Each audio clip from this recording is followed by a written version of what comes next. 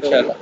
तो बिस्मिल्लाहिर्रहमानिर्रहीम, आज बेसिक हम देखते हैं एक्सेल के सर, बारे एक में। रिक्वेस्ट है आपसे। जी प्लीज़। सर, मेरा ना ऑपरेशन हुआ है आंखों का, तो मैं स्क्रीन नहीं देख सकता। अच्छा अच्छा। वो थोड़ा सा ना है। तो मैं सिर्फ बोल हाँ, सकता हूँ, तो इस वजह से ज़रा ना मैं आपको रिस्पॉन्स अगर ना कर सकूँ मैं तो समझ गया, मैं समझ माजरत। गया। नहीं, मैं समझ गया। अल्लाह ताला जल्द शिफा दे आपको। तो इंशाल्लाह ये ज़िंदगी का हिस्सा होते हैं। अच्छा, ये जो एम एस एक्सेल है ना, ये सेल्स और ये कॉलम्स हैं, कॉलम्स और रोज़ के साथ ये एक शीट है, वर्कशीट कहते हैं इसे। ये रोज़ हैं, रोज़ 1 2 3 इस तरह से। अगर मैं कंट्रोल एरो की, जो डाउन एरो की है ना, वो प्रेस करूँ ना, तो यहाँ से देखिए कितनी है ज़्यादा। तो काउंट करके देखिए कितनी है।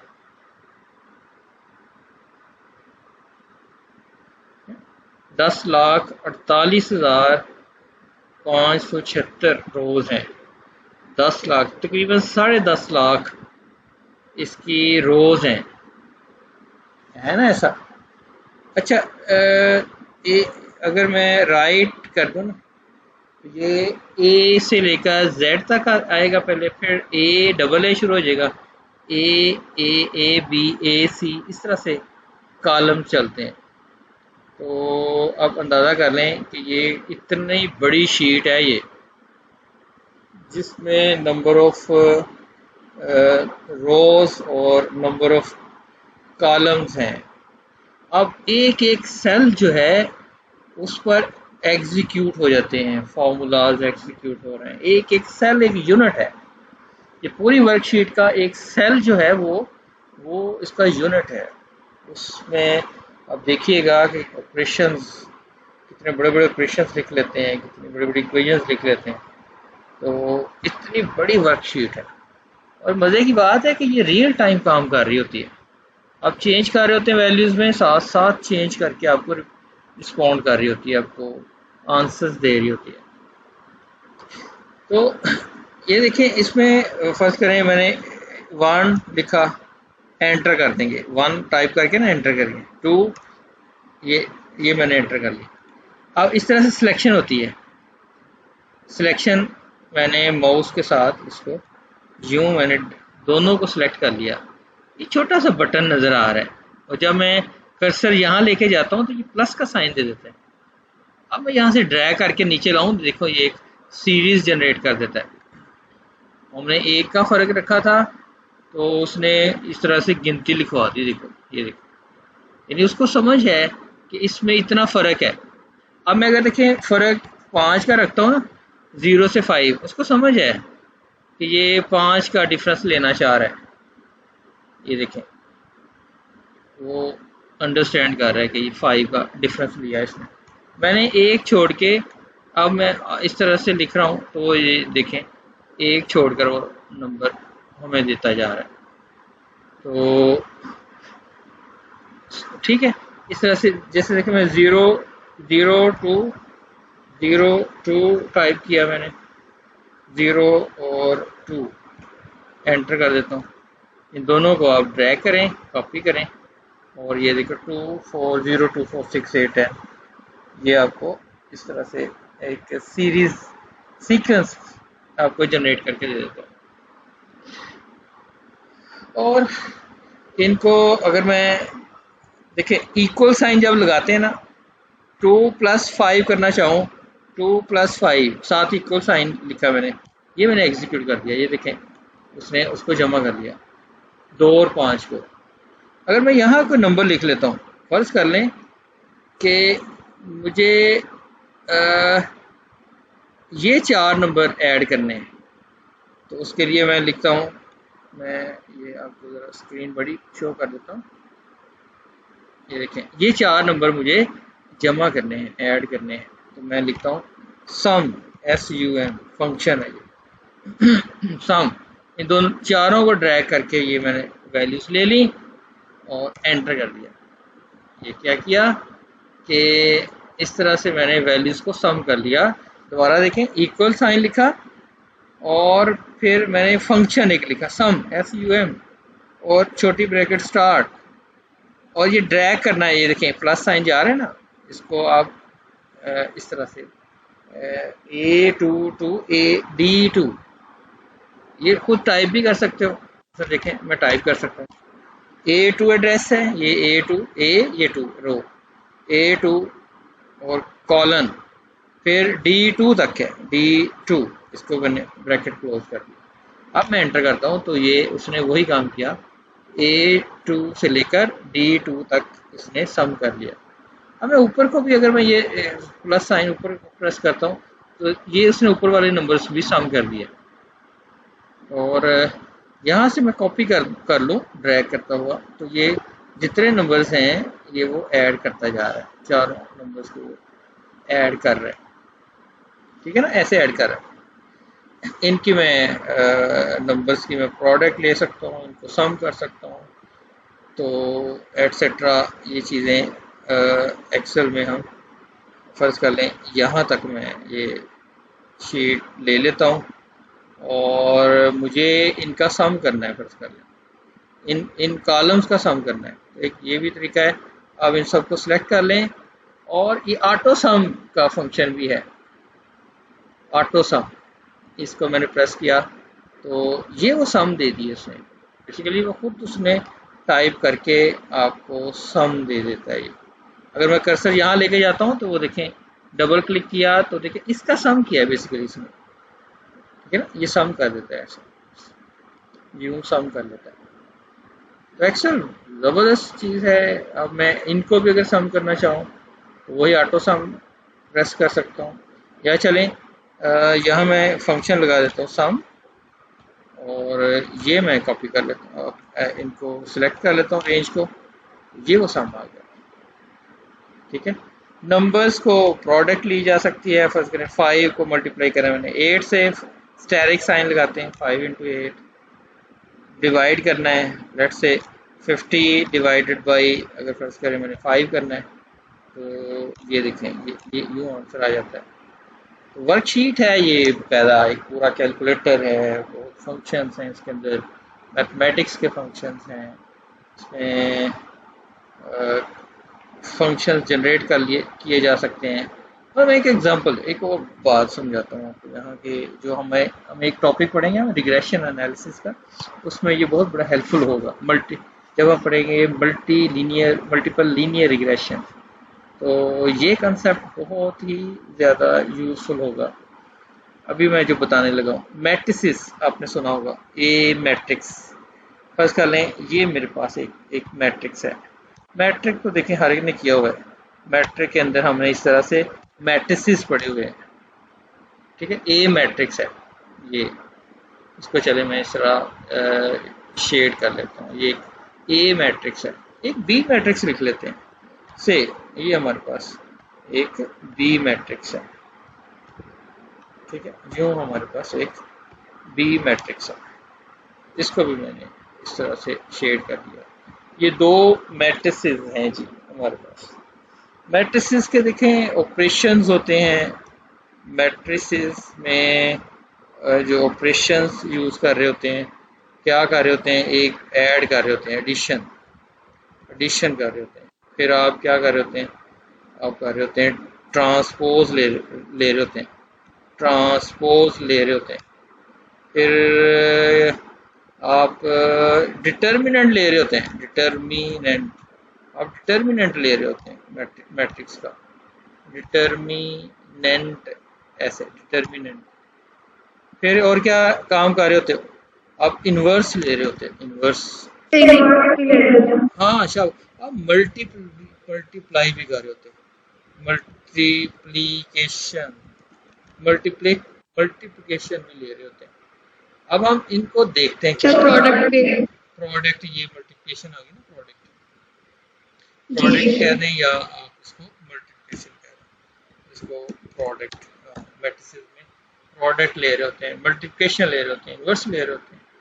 तो अब हम कुछ यहाँ फंक्शंस टाइप करते हैं, मतलब मैं ट्रांसपोज लेना चाहता हूँ, ए, या मैं कहता हूँ ट्रांसपोज ऑफ ए का ट्रांसपोज ले लेते हैं ये। अच्छा, जितना ट्रांसपोज लेना होता है ना, उतना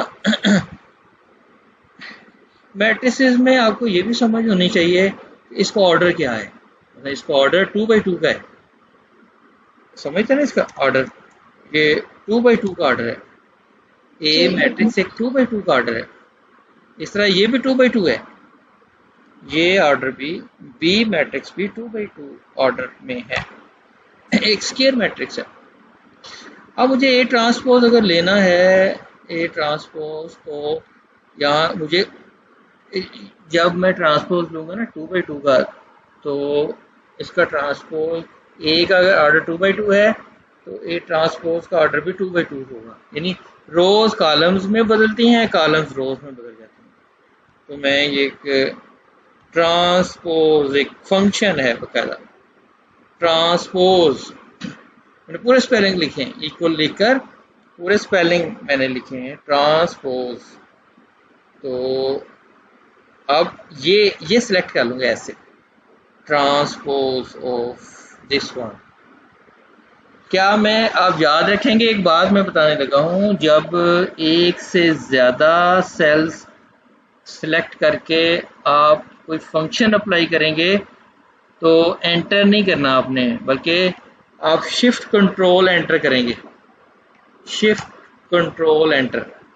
क्या कहा मैंने ये कहा अगर सिंगल सेल हो, सिंगल सेल के अंदर जो एग्जीक्यूशन है मतलब 5+6 लिखना है, तो मुझे सिर्फ एंटर करना है। जी जी सर स्क्रीन शो नहीं हो रही। स्क्रीन शेयर यहाँ तो मुझे सबको नहीं शो हो रही? सर शो हो रही है। हो रही है मुझे, अच्छा बेटा यहाँ मुझे ऐसे लग रहा है जैसे हो रही है शेयर। अब चेक करें अपने सिस्टम, चेक करें जरा। अच्छा देखें, मैं ये बता रहा था, मैं सर दोबारा ज्वाइन करेंगे ना फिर शेयर हो जाएगी। अच्छा, जब एक सिंगल सेल पर आप कोई काम करेंगे ना तो एंटर लगाएंगे, एंटर करेंगे, एग्जीक्यूट करने के लिए एंटर करते हैं। जब ज़्यादा सेल्स की सिलेक्शन के ऊपर आप कोई काम करोगे ना, फर्ज करें 5 मैंने इक्वल लिखा, इक्वल 6+9, ये चारों सेल्स के ऊपर यही फंक्शन ऑपरेट हो जाए। मिस्टर कंप्यूटर, ये जो मैंने लिखा है 6+9, 4 सेल्स को मैंने सिलेक्ट किया है, इन चारों पर ये काम हो जाए, यानी 15 आंसर आ जाए, तो उसके लिए मुझे काम करना होगा कंट्रोल शिफ्ट एंटर। ये क्योंकि एक सेल से ज़्यादा के ऊपर हम एक साथ एग्जीक्यूट कर रहे हैं, तो मुझे सिंपल एंटर नहीं करना, बल्कि ये कीबोर्ड के ऊपर जो कीज़ बनी हुई है कंट्रोल शिफ्ट, आप लेफ़्ट साइड पर कीबोर्ड के एक्सट्रीम लेफ़्ट बॉटम दो कीज़ हैं, शिफ्ट कंट्रोल और एंटर करें। ये देखें हमें 15 हमने आंसर दे दिया। अब मैं फिर इसकी प्रैक्टिस कराने लगा हूँ। मैंने क्या कहा, या मैं लिख लेता हूँ बल्कि जो मैंने काम किया, इस पर आप लिखोगे control shift enter, control plus shift लिखकर देन एंटर करना है आपने, ये देन एंटर, तीनों एक साथ, फिर ये एग्जीक्यूट होगा। बस करें इन तमाम सेल्स पर मुझे एक ही कोई नंबर लिखवाना है, फर्ज कर लें मैंने 10 लिखवाना है। अब मुझे कंट्रोल शिफ्ट एंटर करना होगा, ये देखिए कर गया, कंट्रोल शिफ्ट एंटर।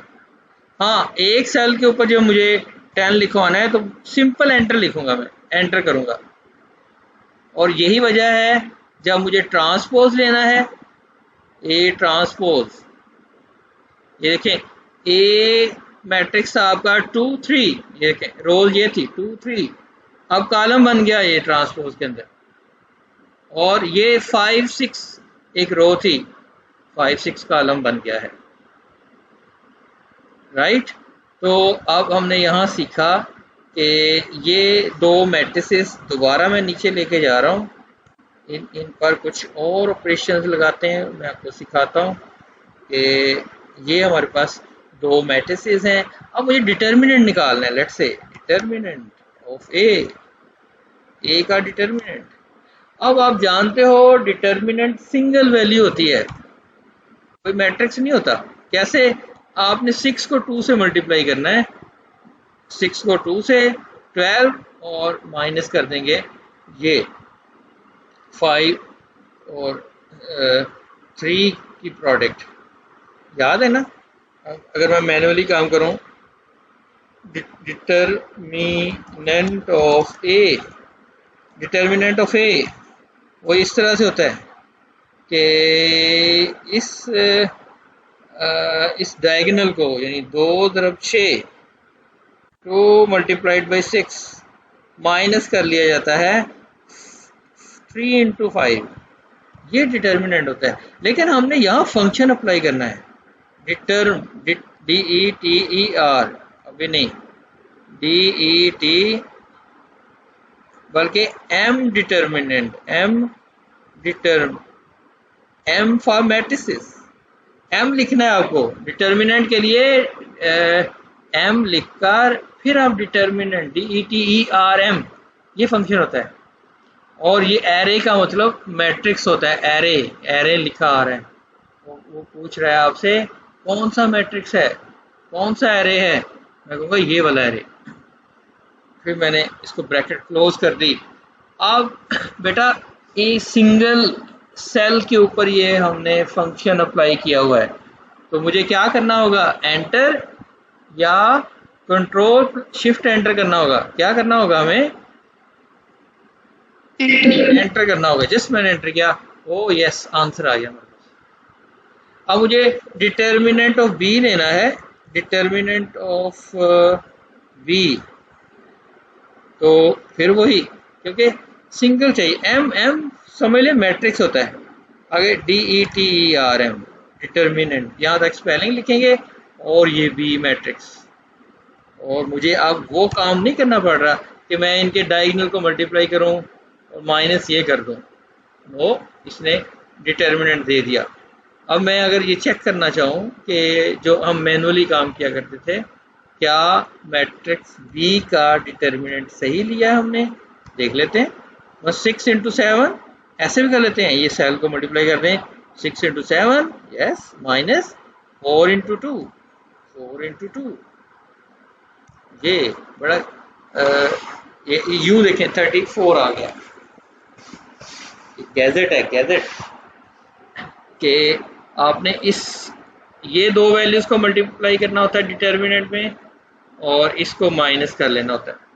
देखें डिटर्मिनेंट तो ये तो 2/2 का था ना। अब मैं एक मैट्रिक्स और लिख लेता हूँ, बस कर लें। मैं एक नया मैट्रिक्स लिखा मैंने A, और वो मैट्रिक्स है 3/3 का।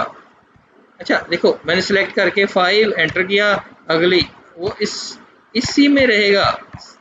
देखो मैं एंटर करते जा रहा हूँ और टाइप करते जा रहा हूँ, तो कर्सर इसी में रहना है, इसने इसी रेंज के अंदर रहना है। इसने एक्सेल को बहुत अच्छी तरीके से सीखें। बिजनेस कर रहे हैं आप, बिजनेस के अंदर जब आप प्रैक्टिकल लाइफ में जाएंगे तो एक्सेल बहुत काम करना पड़ेगा आपको। अब मैं यहाँ डिटर्मिनेंट लेता हूँ, डिटर्मिनेंट ऑफ, जिससे ये डिटर्मिनेंट, अब क्योंकि ये डिटर्मिनेंट सिंगल वैल्यू इसका आंसर आता है, इसलिए M डिटर्मिनेंट M अगर ये स्पेलिंग गलत हो गए यहाँ तक हमने लिखने, तो ये गाइड कर रहा है साथ साथ ये वाला मैट्रिक्स। अब 3/3 का डिटर्मिनेंट यानी स्क्वायर मैट्रिक्स होना चाहिए आपके पास डिटर्मिनेंट फाइंड करने के लिए। सो ये एक स्क्वायर मैट्रिक्स है हमारे पास, तो ये मैंने एंटर कर लिया, इसका आंसर 78 आ गया। एक्सेल तो सुपर है जी, सुपर। अब मैं एक मैट्रिक्स ऐसा लिखता हूँ, C मैट्रिक्स लिखा मैंने, और ये 4/4 है। ये देखें इस तरह से मैंने 4/4 का अच्छा एक और तरीका मेरे पास, सारी वैल्यूज़ को एक साथ मुख्तलिफ वैल्यूज़ टाइप करना। ये देखने मैंने एक फंक्शन बना लिया RANDBETWN, रैंडम नंबर बिटवीन। मैंने उसे कहा 2 से 10 तक के दरमियान नंबर टाइप कर दो, कंट्रोल शिफ्ट एंटर। और नहीं, उसने एक ही नंबर हर एक में दे दिया। हमें ऐसा नहीं चाहिए। मैं अब दोबारा करता हूँ, एक सेल पर काम करता हूँ। ये मेरा जो फॉर्मूला था वो गलत हो गया। अब मैं एक नंबर पे काम कर रहा हूँ, RANDBETWEN, रैंडम बिटवीन। मैंने कहा 5 से लेकर 10 तक के कोई भी नंबर टाइप कर दो, उसने कर दिया। ये मैं कॉपी करता हूँ तो डिफरेंट नंबर्स आ जाएंगे मेरे पास। ये देखिए 4 आ गए डिफरेंट नंबर्स। इस तरह भी मैंने 4 नंबर्स, बजाय मैं टाइप करता तो इस तरह से मैंने नंबर ले लिया। अब मुझे डिटर्मिनेंट चाहिए सी का। याद रखें जब मैं एंटर करूंगा तो ये नंबर सारे तब्दील हो जाएंगे। ये देखो तब्दील हो गया क्योंकि इस पे फंक्शन लगा हुआ है। तो अगर तो हमें फिक्स करने हैं तो वो एक तरीका है, कॉपी करके इसको मैं पेस्ट नंबर कर दूंगा ना वैल्यूज, तो ये वो बदल दिया उसने। अब वो फंक्शन चेंज कर दिया उसने, खत्म कर दिया फंक्शन, हमारे पास ये नंबर आ गए। अगर नहीं करना चाह रहे तो ये है। अब मैंने लिखा एम डिटर्मिनेंट, स्पेलिंग गलत, एम DETERM,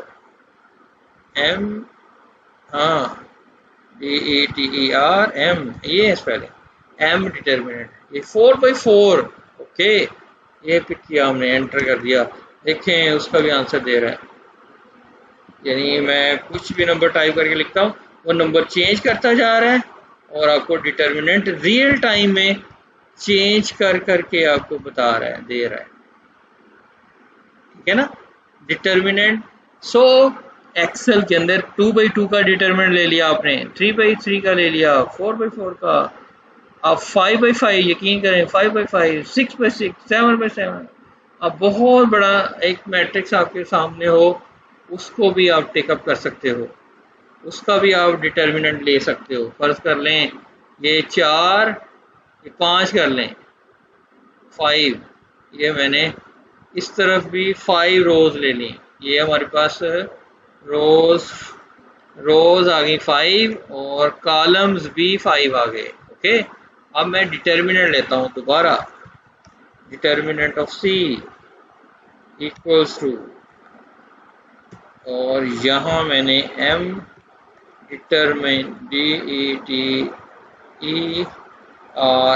डिटर्मिनेंट, ये देखो 5/5 का मैट्रिक्स का डिटर्मिनेंट आपने कभी पहले नहीं लिया होगा, ऐसे है ना। तो देखिए आज हमने सीखा कि डिटर्मिनेंट हम मैट्रिसेस को यूज करके ले सकते हैं।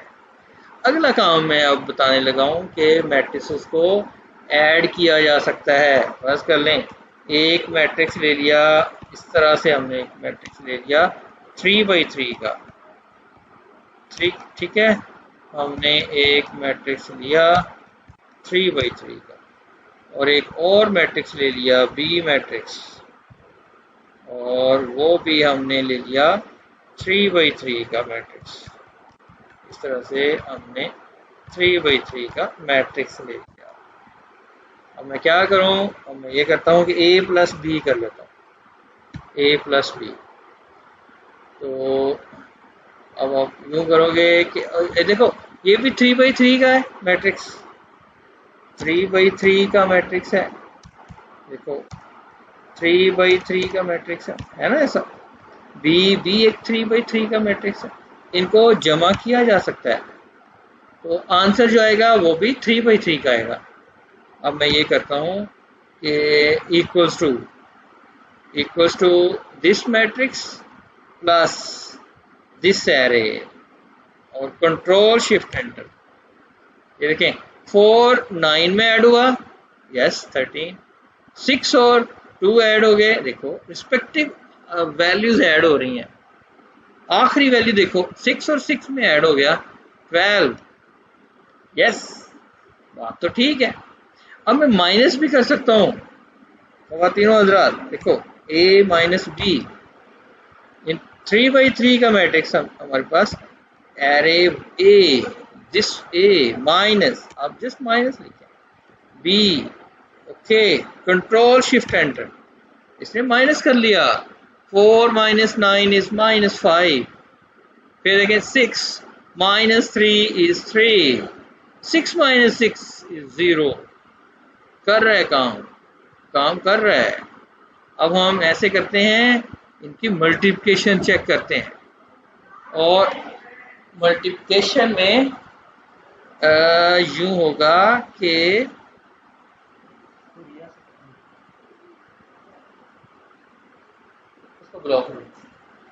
अब मैं 3/3 के मैट्रिक्स की मल्टीप्लिकेशन आपको बताने लगा हूं कि वो किस तरह से ली जाएगी। अब ये देखो मल्टीप्लिकेशन 3/3 की किस तरह से होगी, और इसका रिजल्टेंट जो आएगा उसका ऑर्डर क्या होगा, वो 3/3 होगा। यानी प्रोडक्ट ले लेंगे आप ए बी की प्रोडक्ट में ये याद रखिएगा कि इसका 2/2 है, पहला मैट्रिक्स का ऑर्डर है 3/3 और दूसरे का ऑर्डर है वो भी 3/3। तो रिजल्टेंट जो होता है ना, अच्छा ये जो दरमियान में है, फर्ज करें ये दो जो रेड कर रहा हूं मैं, ये होने चाहिए इक्वल, तो इनकी प्रोडक्ट पॉसिबल होती है। हम कहते हैं the two matrices are conformable for multiplication if the columns of first matrix and rows of the second matrix are equal। ये जो रेड मैंने कर दिए हैं ये इक्वल हों तो मल्टीप्लाई हो सकते हैं, और इनका जो रिजल्टेंट आना है ये एंड वाले, मतलब यहाँ से 3 उठा लिया जाएगा, इसका जो आंसर आना है वो 3/3 का होगा। फर्ज कर लें ये होता है 2/3, फर्ज कर लें ये होता है 2, ये 3 होता। हाँ अब भी हम इन्हें मल्टीप्लाई कर सकते हैं, मसलन ये हम कर लेते हैं, इसको ऐसे कर लेते हैं, 2/3 का मैट्रिक्स कर लेते हैं आपको समझाने की खातिर। ये मैंने डिलीट कर दिया, ठीक है, ये मैं यहाँ बात कर रहा हूँ मल्टीप्लिकेशन की। और अब इसका आंसर क्या आना है, रिजल्टेंट क्या आना है, 2/3 मैट्रिक्स। जब ए और बी को मल्टीप्लाई करूँगा तो 2/3 का मैट्रिक्स मिलना है मुझे। ये 2/3 इस तरह से टाइप होगा, 2/3 नहीं गलत कर दिया मैंने, 2/3 होगा यूं, 2 रोज और 3 कॉलम्स जी। अब मैंने कहा मल्टीप्लाई करो, एम पहला में एम होता है मैट्रिसेस का, अगला MULT मल्टीप्लाई करना, एरे 1 यानी ये एरे ए, फिर एरे 2 यानी एरे बी, मैट्रिक्स बी, और ब्रैकेट क्लोज। क्योंकि एक से ज़्यादा सेल्स के ऊपर फॉर्मूला अप्लाई हो रहा है और एग्जीक्यूट कर रहे हैं हम, इसको हम करेंगे कंट्रोल शिफ्ट एंटर, यस। तो इस तरह से हमें आंसर मिल गया, इनकी प्रोडक्ट, इनकी मल्टीप्लिकेशन। याद है आपको कि अच्छा ये वो मल्टीप्लिकेशन, अगर मैं इसका 3/3 ही कर लूँ, ओके 3/3 मैट्रिक्स कर लिया जाए, तो अब आप देखोगे कि ये बन गया 3/3 है ना ऐसे, और ये मैट्रिक्स बन गया बेटा जी 3/3। तो इसका रिजल्टेंट क्या होना है, 3/3। ये डिलीट कर देता हूँ। अब ये 3/3, फिर मैं कहूँगा एम फॉर मैट्रिसेस, फिर MULT मल्टीप्लाई यानी मल्टीप्लाई, फर्स्ट मैट्रिक्स, एरे कहते हैं उसे, एरे सेकंड, ओके, फिर कंट्रोल शिफ्ट एंटर, मिल गया, मल्टीप्लाई आ गया। अच्छा मल्टीप्लिकेशन में आपने देखा कि जब आपके पास आइडेंटिटी मैट्रिक्स होता है, आइडेंटिटी मैट्रिक्स जब होता है आपके पास, तो क्या होता है, तो यही मैट्रिक्स आ जाता है, बी मैट्रिक्स आ जाना है। आइडेंटिटी मैट्रिक्स को जब बी से मल्टीप्लाई किया तो देखो बी ही मिल गया, तो इसका मतलब मल्टीप्लिकेशन ठीक जा रही है, ठीक कर रहे हैं हम। और अब आप बी ले सकते हो, यहाँ से ये भी अंदाज़ा आपको हो जाना है कि बी ए इक्वल नहीं होता ए बी के जनरली, ये 3/3। और मैंने कहा MMULT मल्टीप्लिकेशन ऑफ एरे 1। अब एरे 1 मैंने बी ले लिया, ये बी ले लिया, फिर कॉमा, फिर ए ले लिया मैट्रिक्स के, ए ले लिया। अब मैंने कहा कंट्रोल शिफ्ट एंटर, देखो इक्वल नहीं है, इक्वल तब होना है जब एक मैट्रिक्स दूसरे का इन्वर्स होगा। वो भी मैं अभी आपको काम करके दिखाता हूँ। इन्वर्स मैट्रिक्स जब लेते हैं ए का, तो तब हम इस पे काम कर सकते हैं। देखें, फर्ज कर लें मैं इसी मैट्रिक्स को कॉपी कर लेता हूँ। ख़वातीन व हज़रात, देखें ये बात आगे ले जाते हैं। इसको मैंने यहाँ कॉपी कर लिया। शीट बहुत बड़ी है हमारे पास।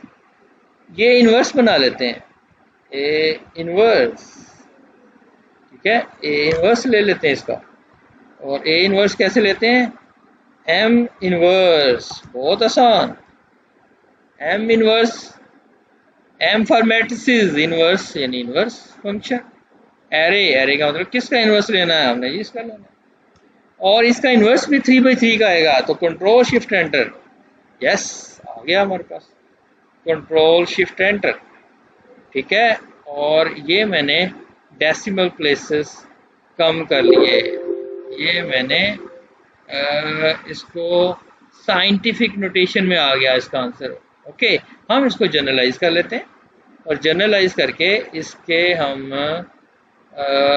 यूं करते हैं, नंबर पे चले जाएं और इसके डेसिमल्स हम यूं कर लेते हैं। ये देखो, आइडेंटिटी मिल गया। ये इन्वर्स था हमारे पास, इन्वर्स मैट्रिक्स नंबर्स में ले गए और इन्वर्स में हमने ये इन्वर्स मैट्रिक्स था। यानी दो, अगर ये इसका इन्वर्स है, ए का इन्वर्स ये है, ओके।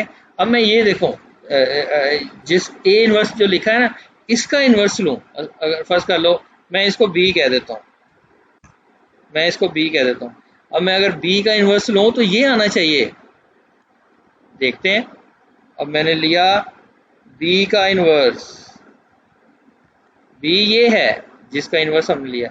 ये देखो, एम इन्वर्स हमारे पास एक्सेल है, फंक्शन है। तो हम देखते हैं, तो ये देखो वही आ गया। इसका मतलब इसका इन्वर्स लें तो ये है, इसका इन्वर्स लें तो ये है। ये आपस में इन्वर्स हैं एक दूसरे के।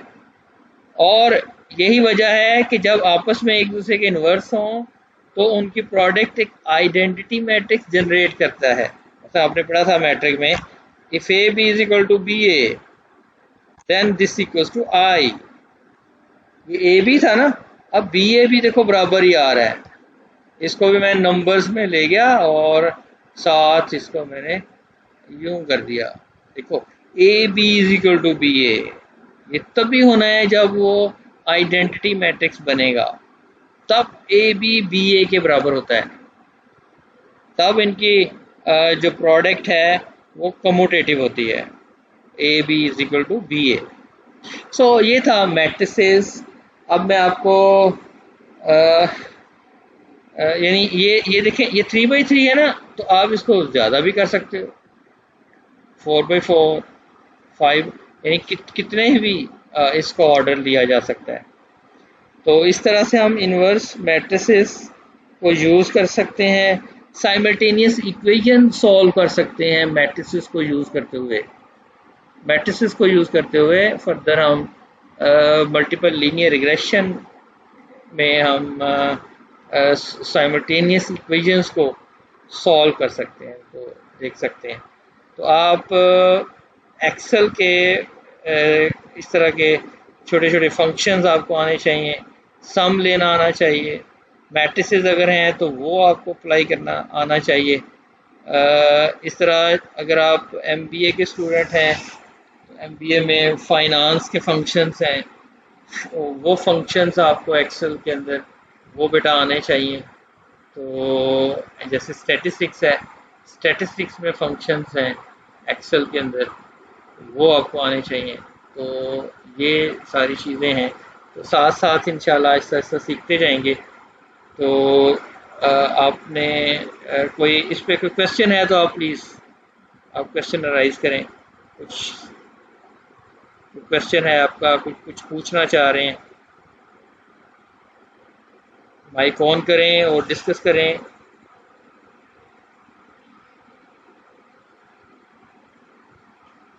जी, कैसा लग रहा है एक्सेल में? आप मैट्रिसेस सीखे हैं आज?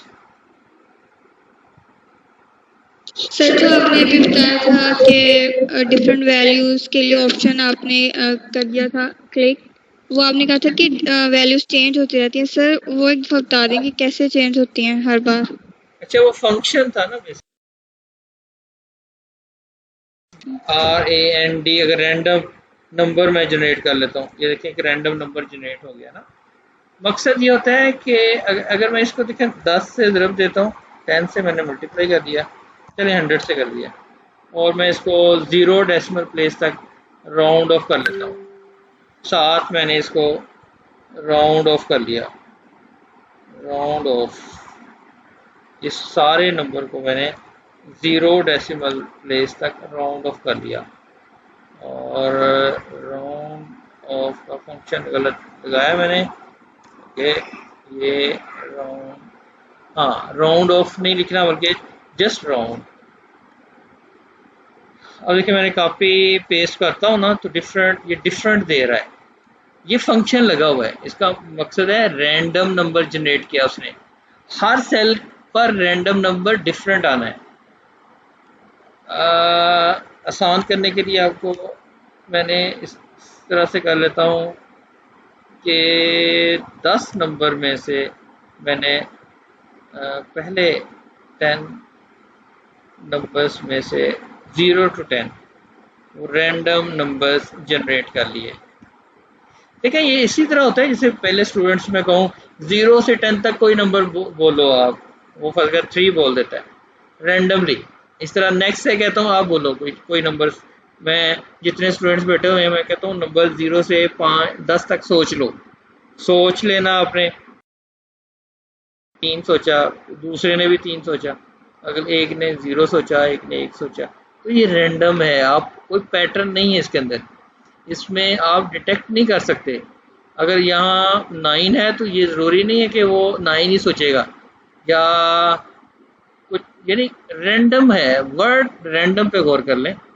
तो इसी तरह जब मैं F9 प्रेस करता हूँ ना, यहाँ फंक्शन की F9, जैसे मेरे, हाँ ये F9 प्रेस कर लूँ तो ये बेसिकली उसको रिफ्रेश कर रहा है, उस फंक्शन को रिफ्रेश कर रहा है।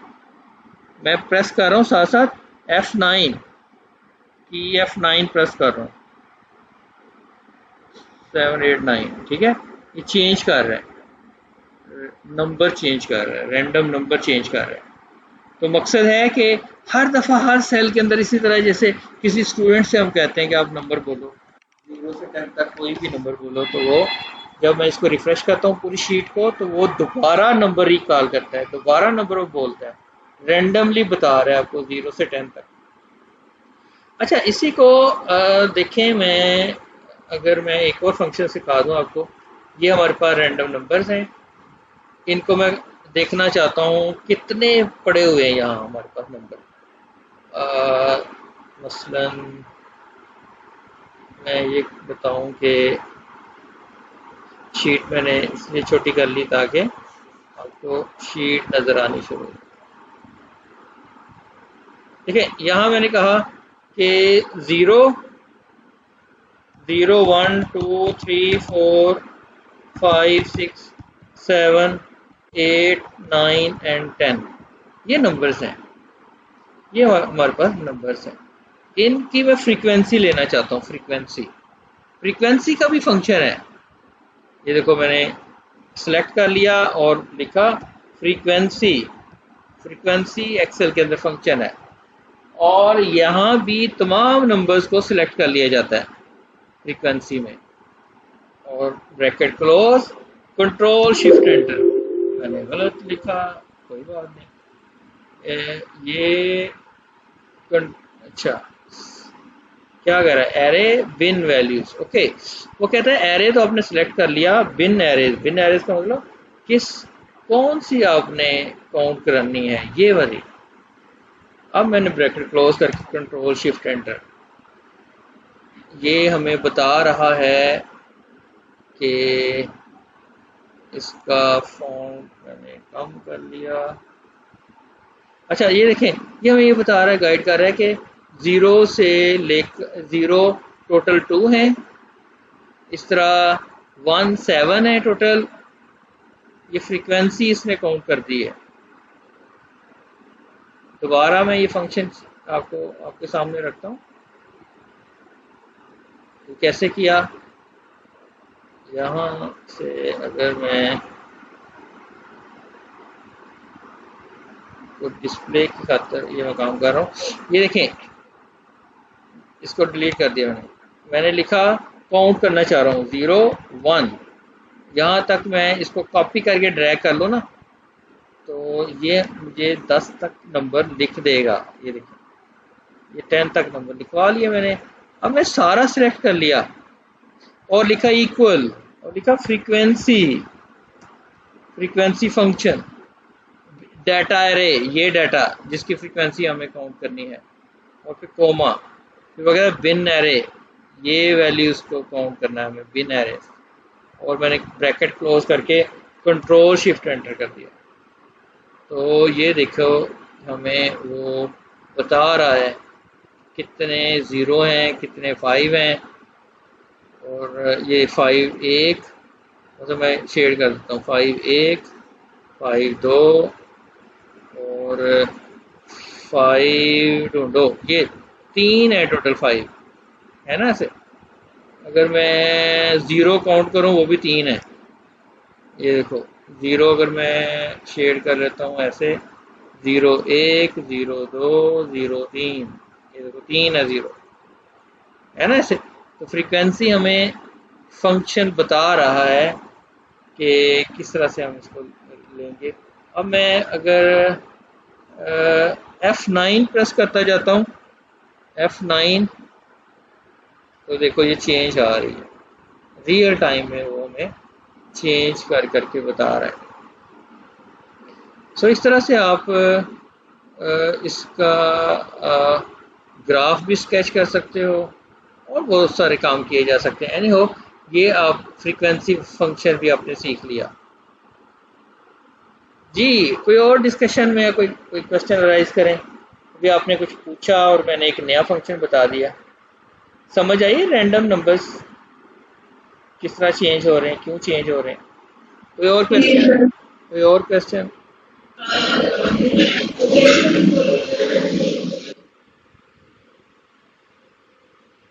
जी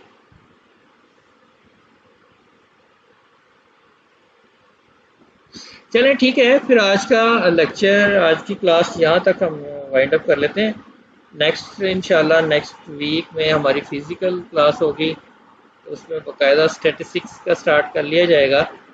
और अब आप ये काम करें कि ये लेक्चर जो मैंने एक्सेल का दिया है, एक्सेल को समझो, आप एक्सेल को सीखें, मैट्रिसेस सीखें इसके अंदर, और एक और